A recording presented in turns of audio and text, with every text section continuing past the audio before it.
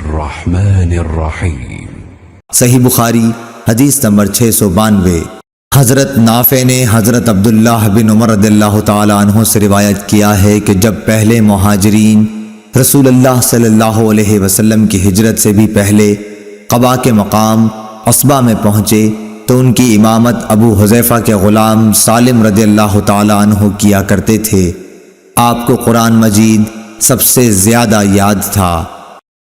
اللهم صل على محمد وعلى آل محمد كما صليت على إبراهيم وعلى آل إبراهيم إنك حميد مجيد اللهم بارك على محمد وعلى آل محمد كما باركت على إبراهيم وعلى آل إبراهيم إنك حميد مجيد